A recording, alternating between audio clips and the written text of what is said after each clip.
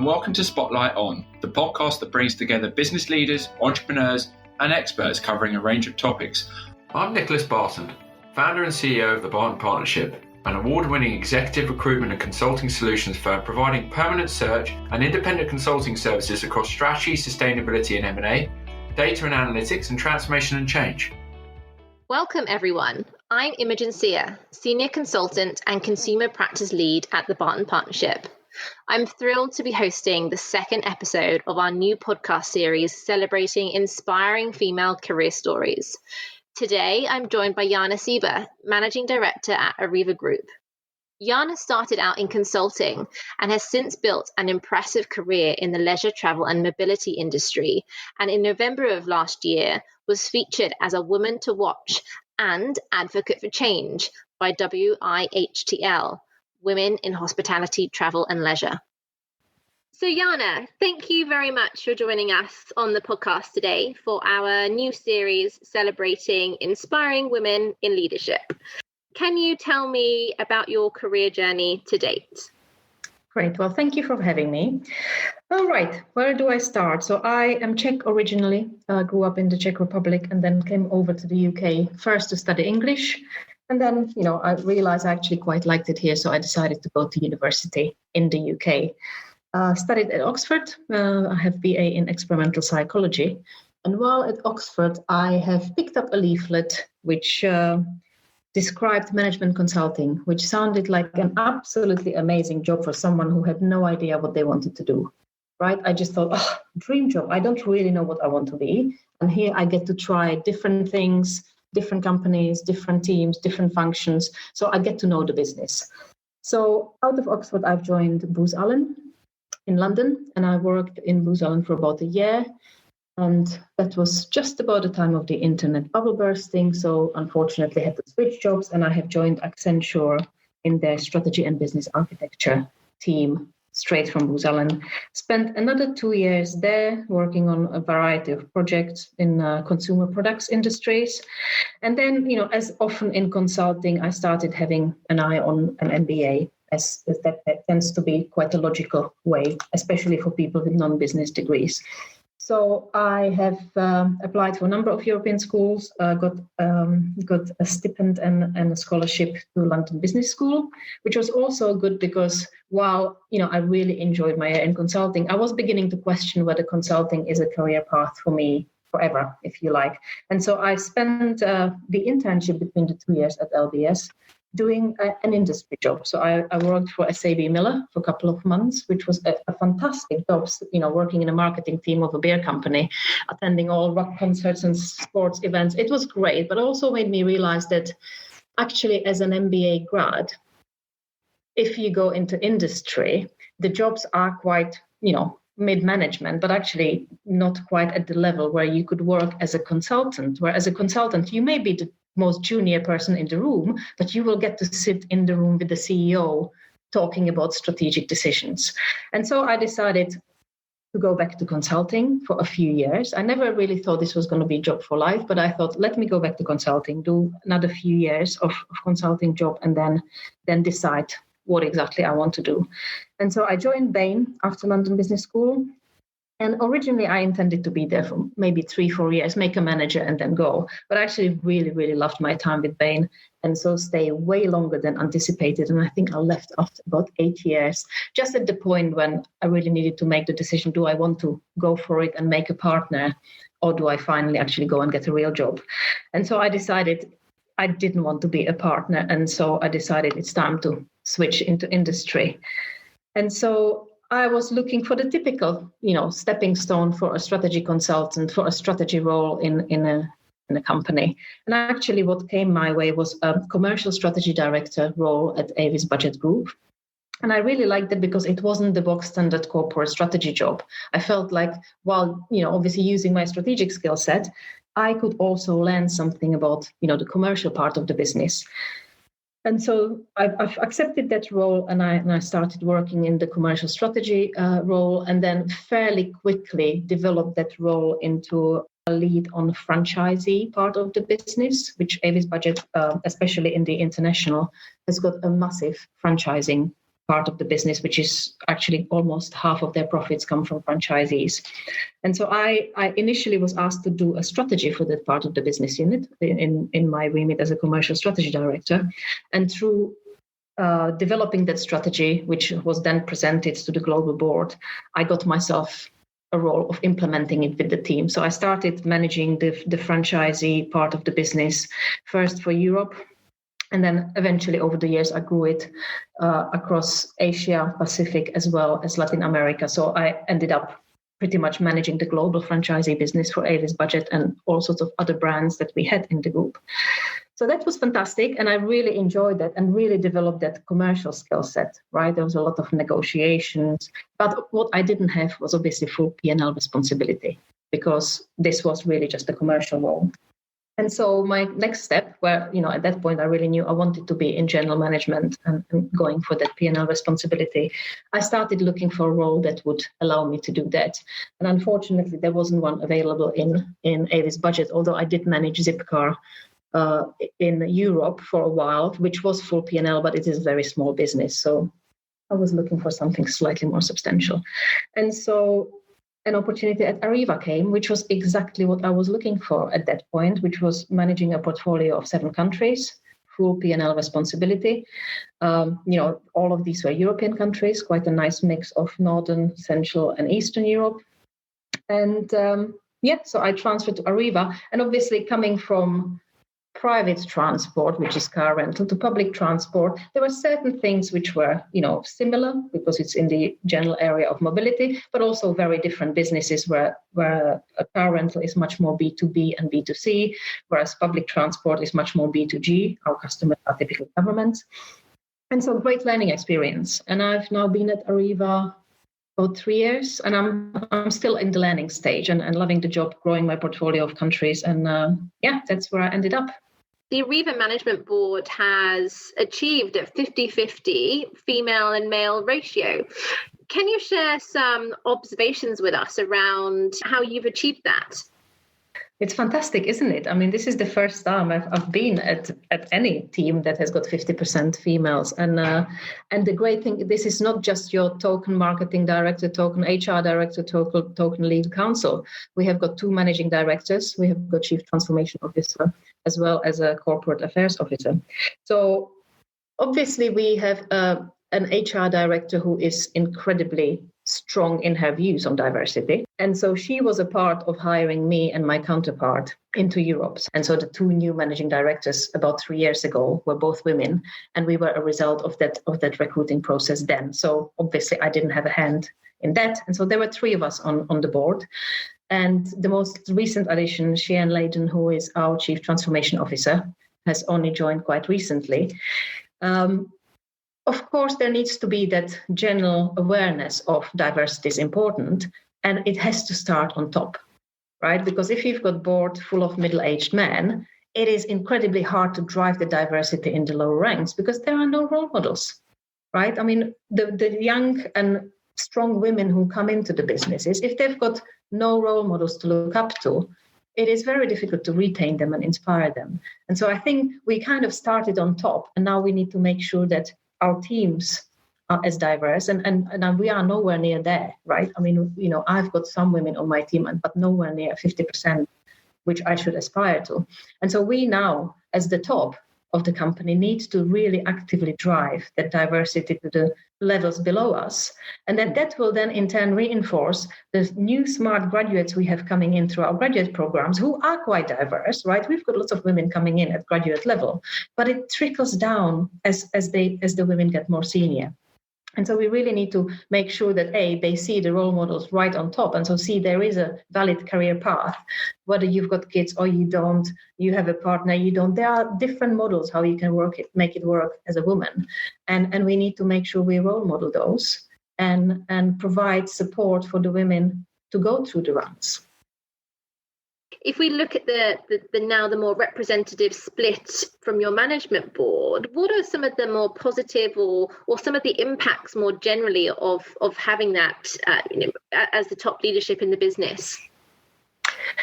Well, it's a very recent development that we are 50%, but obviously we were before about 35% women. And I think it is, if I just take obviously on the team dynamics, it is a different team dynamics when you suddenly have got a very diverse team and you've got men as well as women and different brains and different ways of thinking and expressing yourself. So we as a leadership team have benefited from that.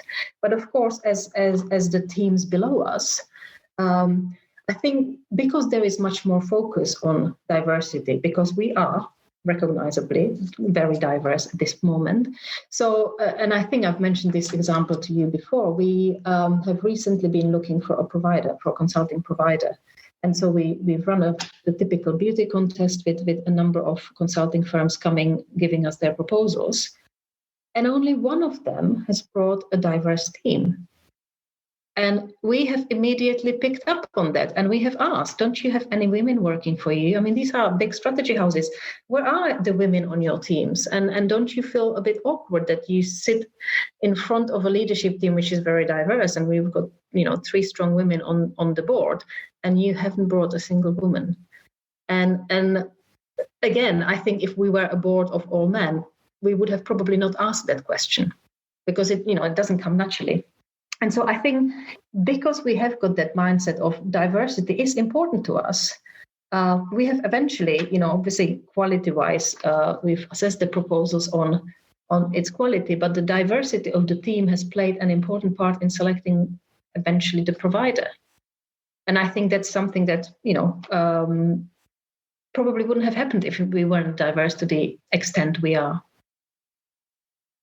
Now, I guess we can't really have this discussion without talking about COVID and the COVID crisis and the fact that the pandemic has had, a very regressive effect on gender equality, with women's careers disproportionately affected. So if we look at this, more broadly, it'd be great to get your perspective on what we have to do when we return to workplace to ensure women continue to progress.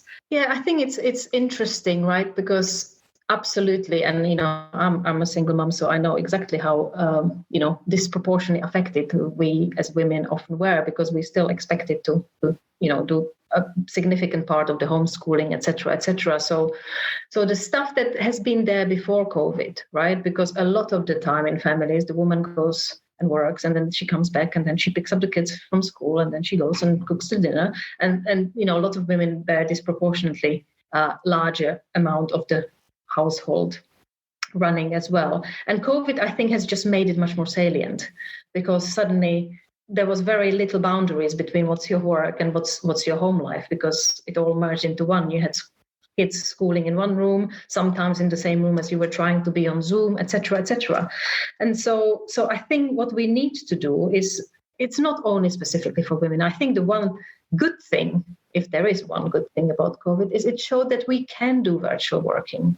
I'm not saying we should completely just abandon the office, because I, for once, can't wait to be in the office some days a week. And I do miss that human contact and seeing people in 3D. But on the other hand, we also need to acknowledge that actually we don't need people sitting in the office Monday to Friday, 9 to 5. We don't, right? And we can be much more flexible as to what works for people. And if the model is 2 days in the office, 3 days at home, as long as the stuff gets done, why wouldn't that work? And I think, women will benefit from that. And, not only women, men will benefit from that as well. But given that realistically, some of the household burden is bigger on women, I think they can actually make that flexible model work for them much better. And I think given that we now have switched that mindset and we've proven it works, we now just need to make sure we don't go back directly and just say, well, we forget all of that. Now it's Monday to Friday in the office, right? Because actually, no, it isn't. And it also isn't Monday to Friday at home. It is now on, well, what do we need? When do we need to come together as a team? And when can we actually just do virtual working and just getting on with stuff? And that's regardless of the location. And I think that's really important. And I'm hoping, or we certainly as an employer are recognizing that. And we are definitely not going to expect people to come back exactly the same way as we were before. And I'm hoping that most employers are beginning to think like that, where, it shouldn't be black or white. Actually, let's find something that works for people and actually represents value. right? I mean, in transport, we have been hit incredibly hard in terms of profits. And so in terms of benefits, right, the financial benefits we are offering are not great because, we've lost bonuses, we've lost long-term incentives, etc. because, the bottom fell off on our profits in the past year, and this year is not fantastic. But actually, in terms of other benefits, something like really good flexibility is really valuable to people. And so I think we need to keep thinking and exploring in that direction. Now, Jana, you were recently featured as a woman to watch by WiHTL, Women in Hospitality, Travel and Leisure. Now, in your view, what would you say are some of the key attributes to make it in the industry as a woman? And have there been any industry mentors or role models that have supported you or continue to do so throughout your career? Yeah, I guess when I look at my career specifically, obviously what helped is the years in consulting, which tends to be quite diverse at the junior levels. But again, when you go to some of the more senior, at least when I was a consultant, I mean, remembering when I joined Bain back in 2005, there wasn't a single female partner in the London office. By the time I was leaving 8 years later, we had 5 or 6, right? So the drive for diversity has been quite dramatic actually in those years, and that definitely helps. So you have to be, you almost grow up in your career, and I'm talking my post MBA career. You grow up in a company that actually is really striving for diversity, and diversity was a big thing, not only gender diversity but any other diversity. And so some of these values are really instilled in you as you develop your career early on. And so that was immensely important to me, that I kind of, when I went to my next job, the diversity was already part of the package for me. It had to be, because I was coming from somewhere where, I was used to that.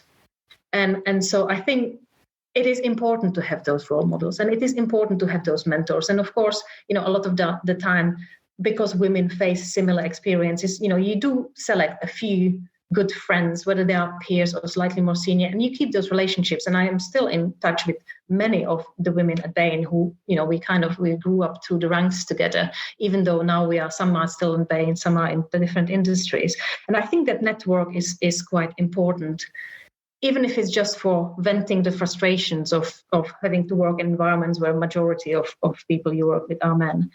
So that for me actually was the lucky part, in that I was already made aware of the diversity and how to work as a woman, early on. And then again, I mean, in many of the industries, I used to work as a consultant. I mean, I'd spent a lot of time in mining and the industries which are not typically full of women. So I've been quite comfortable running teams which were full of men. And so again, I learned throughout my career that it's okay if I'm the boss of a team of men, and I'm again quite comfortable being in that role. It takes time, right? And I think it's also a confidence issue, which again may be a generalization, but I think women typically are not quite as confident to start with and have to invest much more into building that confidence. And I think that again, over the years, I've got to the point where I don't actually really feel like, oh my God, I'm the only woman in the room, because it's something that's actually quite okay with me. And I tend to think much more, okay, what type of people do I have in the room and how do I need to manage the dynamics? And so I think in terms of advice for women, well, keep your network of your women friends from your early career, because it's really good. And as you get more senior, you can help each other. And then also look out for, and it doesn't have to be, a typical stereotype of working mom or whatever. Pick a model that works for you and see whether you can find someone who kind of is within that similar type of journey that you think will work for you, and just go for it. Fantastic, Jana. Well, I mean, that was a great session. So thank you for taking the time to not only share your story with us, but some of the insights and learnings and challenges and advice that you would give to the next generation of women starting their careers in strategy. There's been some fantastic insights. So thank you for being a part of our Women in Leadership Spotlight series. Thank you for having me.